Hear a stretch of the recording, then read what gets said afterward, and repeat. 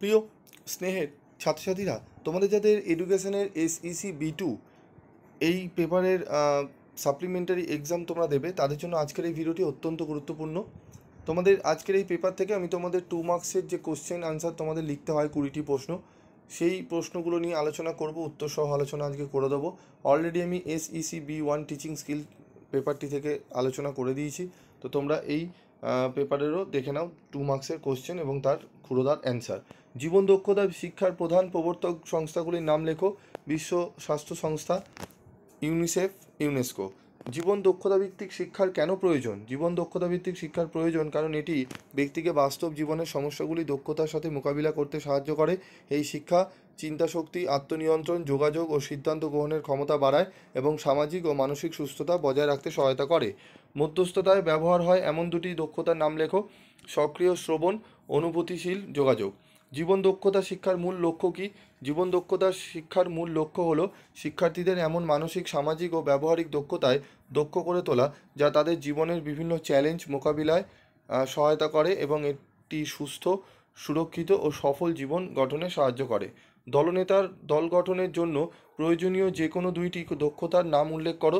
যোগাযোগের দক্ষতা, সমস্যা সমাধানের দক্ষতা। জাতিবাচক দক্ষতা বলতে কী বোঝো? জাতিবাচক দক্ষতা বলতে বোঝায় একটি নির্দিষ্ট জাতি বা জনগোষ্ঠীর সাধারণ বৈশিষ্ট্যের ওপর ভিত্তি করে গঠিত দক্ষতা, যা সেই জাতির ভাষা, সংস্কৃতি ও মূল্যবোধকে বোঝায় এবং সম্মান করার ক্ষমতা প্রদান করে। কর্মরত অবস্থায় প্রশিক্ষণ কী? কর্মরত অবস্থায় প্রশিক্ষণ হলো এমন একটি প্রশিক্ষণ পদ্ধতি যেখানে কর্মীরা তাদের কর্মস্থলে কাজ করার সময়ই প্রশিক্ষণ গ্রহণ করে। এতে বাস্তব অভিজ্ঞতার মাধ্যমে দক্ষতা অর্জন সম্ভব হয়। নেতৃত্বের দক্ষতা বলতে কী বোঝায়? নেতৃত্বের দক্ষতা বলতে বোঝায় অন্যদের অনুপ্রাণিত করা, দিক নির্দেশনা দেওয়া ও কার্যকরভাবে দল পরিচালনার সেই ক্ষমতা যার মাধ্যমে একটি দল নির্ধারিত লক্ষ্য অর্জনে সক্ষম হয়। সমস্যা নির্দিষ্ট দক্ষতার দুটি বৈশিষ্ট্য উল্লেখ করো। উত্তর দুটি দেখে নাও, ঠিক আছে। ব্রেনস্টর্মিংয়ের দুটি নীতি। সমালোচনা নয়, মতামতের সমালোচনা করা যাবে না। যত বেশি সম্ভব ধারণা তুলে ধরা, ধারণার সংখ্যা বাড়ানোই লক্ষ্য। সমস্যা নির্দিষ্ট দক্ষতা ও মধ্যস্থতা করার দক্ষতার মধ্যে কী পার্থক্য রয়েছে? পার্থক্য দুটি দেখে নাও। জীবন দক্ষতার দুটি উপাদানের উল্লেখ করো। জ্ঞান, মানসিক গুণাবলী। জেনেরিক দক্ষতার দুটি উদাহরণ দাও। যোগাযোগ দক্ষতা, দলগতভাবে কাজ করার দক্ষতা। বেঁচে থাকার দক্ষতা ও পীড়ন প্রশমনের দক্ষতা দুটি পার্থক্য লেখো। বেঁচে থাকার দক্ষতা শারীরিক ও মানসিকভাবে নিজেকে নিরাপদ রাখার কৌশল, যেমন দুর্যোগ মোকাবিলা। পীড়ন প্রশমনের দক্ষতা হলো মানসিক চাপ ও উদ্বেগ সামলানোর কৌশল, যেমন মেডিটেশন বা বিশ্রাম নেওয়া।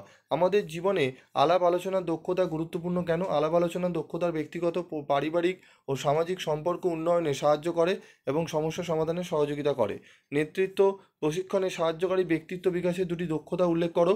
আত্মবিশ্বাস ও সিদ্ধান্ত গ্রহণের দক্ষতা। ঠিক আছে, তো এই প্রশ্ন এবং উত্তরগুলো খুব ভালো করে তোমরা করে যাও।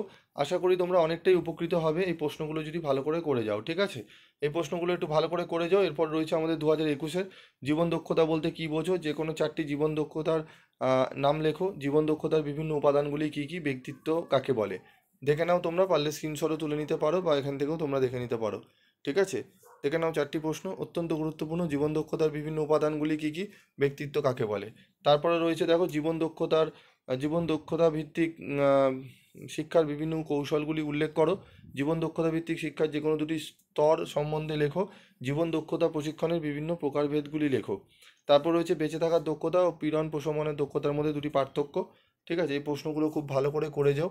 আশা করি তোমরা অনেকটাই উপকৃত হবে। ঠিক আছে, নেতৃত্ব প্রশিক্ষণ বলতে কী বোঝায়?